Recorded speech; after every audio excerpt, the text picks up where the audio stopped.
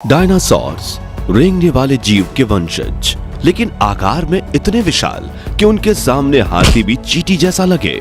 दिमाग में इतने तेज कि बिना किसी एक्सटर्नल ईयर्स के वो आसपास के छोटे से छोटे जीवों की पैरों की आहट को सुनकर उनका शिकार कर लें, और शरीर से इतने मजबूत कि कई बार तो दो डायनासोर्स गुस्से में एक दूसरे को ही मार दें। ये डायनासोर्स करीब 14 करोड़ साल तक इस धरती पर राज कर रहे थे, लेकिन उसके बाद ऐसा तो क्या हुआ कि चंद ही मिनटों में इतने बड़े जीव धरती से पूरी तरह से विलुप्त हो गए। इस इतिहास को जानने के लिए हमें घड़ी के कांटों को उल्टा घुमाकर समय में पीछे जाना होगा। तो आज से करीब 6.5 करोड़ साल पहले क्रिटेशियस युग में धरती किसी स्वर्ग से कम नहीं थी। चारों तरफ फैले बड़े बड़े पेड़ पौधे, पानी से छलक रहे समंदर और इस धरती के सभी जीवों पर राज करने वाले विशालकाय डायनासोर्स जो इस जमीन पर चलते थे, इसी वातावरण में सांस लेते थे और दूसरे डायनासोर से लड़ाइयां लड़कर खुद के वर्चस्व को जीवित रखते थे। उस वक्त डायनासोर्स की कई हजारों प्रजातियां मौजूद थीं, जिनमें से कुछ आकार में बड़े होते थे तो कुछ छोटे, कुछ शाकाहारी होते थे तो कुछ मांसाहारी। वहीं कुछ बेहद शांत स्वभाव के होते थे तो कुछ इतने हिंसक कि चंद मिनटों में पूरा इलाका तबाह कर दे। खैर, उस वक्त सब कुछ सही चल रहा था, लेकिन इन बेजुबान जानवरों को नहीं पता था कि इनके ऊपर एक बड़ी विपदा आने वाली है और कुछ ही समय में ये सभी डायनासोर्स अपना अस्तित्व ही खो देंगे। दरअसल कुदरत ने डायनासोर्स का अंत आज से करीब 100 मिलियन यानी 10 करोड़ साल पहले तभी लिख दिया था जब दूर अंतरिक्ष से एस्टेरॉयड का एक टुकड़ा सौर मंडल की ओर बढ़ रहा था। पृथ्वी से तकरीबन 20 करोड़ मील दूर मंगल बृहस्पति ग्रह के बीच बने बेल्ट में घूम रहे एक विशाल का एस्टेरॉयड की दिशा बदल जाती है और वो अपने सर्कुलर रूट को छोड़कर तेजी से पृथ्वी की ओर बढ़ने लगता है। 15 किलोमीटर व्यास वाले इस एस्टेरॉयड की रफ्तार 22,000 मील प्रति घंटा थी।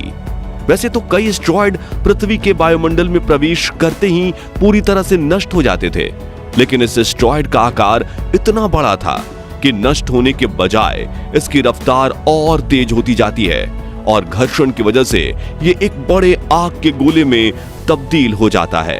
साथियों, इस बड़े आग के गोले की चमक इतनी तेज थी कि जैसे ही धरती की ओर ये और नजदीक आया तो इसकी 800 किलोमीटर रेडियस में रहने वाले सभी जीवों की आंखों की रोशनी चली जाती है, जिससे वो इसे देख तो नहीं पाते, लेकिन उन्हें इस बात का अंदाजा लग जाता है कि बड़ी गड़बड़ होने वाली है और चारों ओर भगदड़ मच जाती है। वैज्ञानिकों के मुताबिक 15 किलोमीटर बड़ा ये आग का गोला नॉर्थ अमेरिका के युकाटान पेनिनसुला में धरती से जा टकराता है, जिससे एक बहुत ही भयंकर विस्फोट होता है और ये टकराव इतना दमदार था कि इसकी वजह से जमीन की सतह के नीचे दबा लाखों मीट्रिक टन धातु तेज रफ्तार से उछलकर अंतरिक्ष में चला जाता है, जिसे आज वैज्ञानिकों ने मंगल ग्रह पर भी डिस्कवर किया है। वहीं धरती पर जिस जगह यह एस्टेरॉयड गिरा था वहां 180 किलोमीटर चौड़ा और 20 किलोमीटर गहरा गड्ढा बन जाता है, जिसके आकार को देखकर ही हम ये समझ सकते हैं कि यह विस्फोट कितना बड़ा था। और इस विस्फोट में कई प्रकार के धातु जलने की वजह से रेडिएशन की मात्रा इतनी ज्यादा बढ़ जाती है कि आसपास के हजारों किलोमीटर में मौजूद सभी जीव पूरी तरह से जलकर राख हो जाते हैं। लेकिन ये तो बस धरती पर होने वाले महाप्रलय की शुरुआत थी, क्योंकि इस विस्फोट की वजह से जो पत्थर और धातु अंतरिक्ष में गए थे वो ठीक 40 मिनट बाद फिर से धरती के वायुमंडल में एंटर करते हैं और घर्षण की वजह से आग के गोलों में तब्दील हो जाते हैं और धरती पर आग के गोलों की बारिश होने लगती है, जिससे धरती पर मौजूद सभी जीव जलने लगते हैं। इतना ही नहीं, विस्फोट के दबाव से धरती पर भूकंप आने लगता है, जिसकी तरंगें पृथ्वी की क्रस्ट में पूरी तरह से फैल जाती हैं और समुद्र में भी भारी सुनामी आने लगती है, जिस वजह से समुद्र में रहने वाले छोटे बड़े जीव भी इस आपदा का शिकार होने लगते हैं, जिससे धरती का तापमान 150 डिग्री तक पहुंच जाता है। इसी कारण से जो डायनासोर विस्फोट की जगह से काफी दूर थे वे भी गर्मी की वजह से मौत का शिकार होने लगते हैं। वहीं इस गर्मी से बादलों में मौजूद पानी भाप बनकर उड़ जाता है और तूफान की वजह से धूल बादलों में तब्दील हो जाती है और पृथ्वी को ढक लेती है, जिससे कई हजार सालों तक धरती पर सूरज की एक किरण नहीं आती और पेड़ पौधे की पूरी आबादी खत्म हो जाती है, यानी चारों ओर सूखा पड़ जाता है। इन सभी कारणों की वजह से धरती पर मौजूद जीवों की 75% आबादी खत्म हो जाती है। इस तरह से एक महाप्रलय धरती पर मौजूद डायनासोर्स की करोड़ों की आबादी को मौत की नींद सुला देता है। खैर, इस महाप्रलय से डायनासोर्स का तो आतंक खत्म हो गया, लेकिन इस वक्त इस भयंकर त्रासदी में जो जीव बिल बनाकर रहते थे वो बच गए, क्योंकि इतने ज्यादा तापमान पर भी ये मैमल्स अपने बिल में बचे रहते हैं और आगे चलकर पेट भरने के लिए सब कुछ खाने लगते हैं, जो कि आगे चलकर हमारे पूर्वज बनने वाले थे। इसी तरह से कई करोड़ साल बीत जाते हैं और बचे हुए जीव उस वक्त के वातावरण के हिसाब से खुद को ढाल लेते हैं और उनका एवोल्यूशन शुरू हो जाता है, जिसके बाद एवोल्यूशन की प्रक्रिया से बहुत सी प्रजातियों का जन्म होता है। आज से करीब 3 करोड़ साल पहले ग्लोबल कूलिंग हुई, घास के मैदान बढ़ने लगे और जंगल घटने लगे। उस समय ऐसे जानवरों का निर्माण हुआ जो खुले में रहने में सफल थे। उन्हीं में से दूसरे जानवरों को खाने वाले जानवर भी विकसित होने लगे। लेकिन कहते हैं ना कि समय हमेशा एक जैसा नहीं रहता। साथियों, आज से करीब 40 लाख साल पहले परिस्थितियां एक बार फिर से बदल गईं और धरती पर फिर से हलचल हुई। टेक्टोनिक प्लेट में हलचल के कारण अफ्रीका के पूर्वी इलाके में एक नई पर्वत श्रृंखला का निर्माण हुआ, जो थी ईस्ट अफ्रीकन रिफ्ट वैली। ये पर्वत यहाँ आने वाले मौसमी हवाओं के लिए एक रुकावट बन गई थी, जिसके कारण अफ्रीका के इन जंगलों में बारिश आनी बंद हो गई। दोस्तों, अफ्रीका के इस जंगल में एक और वानर प्रजाति रहती थी, एप्स। ये एप्स पेड़ों के ऊपर रहा करते थे। यहाँ उनके खाने की कोई कमी नहीं थी, इस वजह से ये हमेशा पेड़ों पर ही रहा करते थे। लेकिन अब यहाँ समय के साथ साथ सूखा पड़ने लगा और बिना बारिश के जंगल सूख गए। अफ्रीका के जंगलों में रह रहे इन एप्स के लिए खाने की समस्या उत्पन्न होनी शुरू हुई और खाने की तलाश में अब इन्होंने पेड़ों से उतरने का निर्णय लिया। साथियों, जिन्होंने पेड़ों से उतरने का निर्णय लिया वो आर्डिपिथेकस रेमिडस और यही थे हमारे पूर्वज। इनका दिमाग एक संतरे जितना बड़ा था और साइज में 4 फीट लंबे होते थे और हाथों से झूलते हुए चलते थे। कई हजार सालों के एवोल्यूशन के बाद हमारे पूर्वज अब 2 पैरों पर चलने लगे थे। लेकिन जिन्होंने पेड़ों को नहीं छोड़ा और अफ्रीका के जंगल से निकलकर दुनिया के अलग अलग जंगलों में रहना पसंद किए, बाद में ये बंदर, चिंपैंजी, गोरिल्ला इत्यादि बने।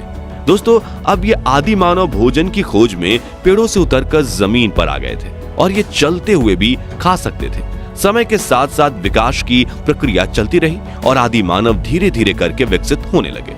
इनका दिमाग भी धीरे धीरे बड़ा होने लगा।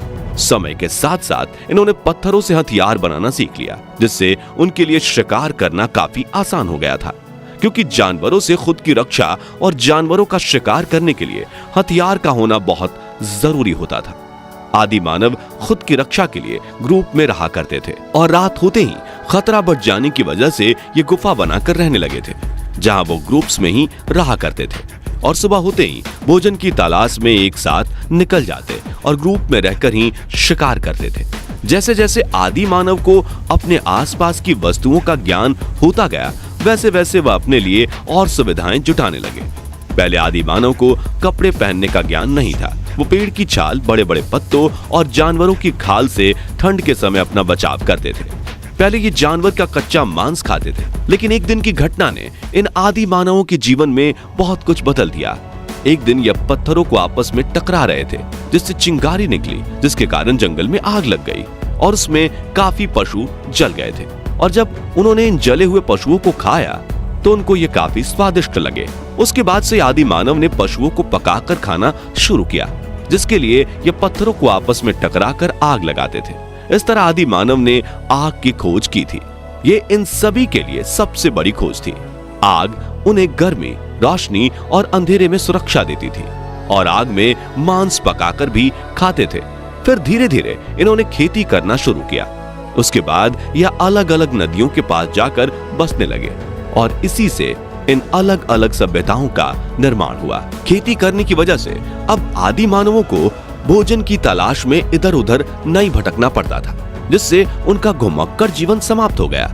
खेती के लिए उन्हें पशुओं की जरूरत पड़ी। फिर उन्होंने पशु भी पालना शुरू कर दिया, जिनमें से कुछ पशुओं से वो दूध निकालते थे तो कुछ से वो खेती करते थे। इसके बाद खेती को बचाने के लिए उन्हें बाकी के जंगली जानवरों का ध्यान देना पड़ता था।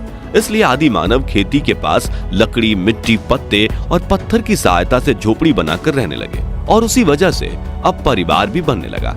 इस तरह से बाकी के आदि मानव भी खेती करने लगे और अपनी अपनी झोपड़ी बनाकर रहने लगे। झोपड़ी की संख्या बढ़ती गई और आगे चलकर इन्हीं झोपड़ियों ने बस्ती का रूप ले लिया।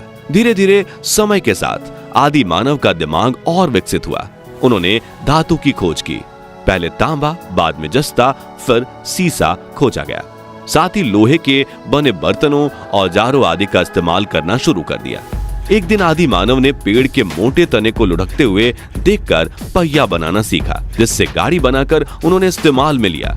पत्थर की चाक बनाकर मिट्टी के बर्तन बनाने लगे।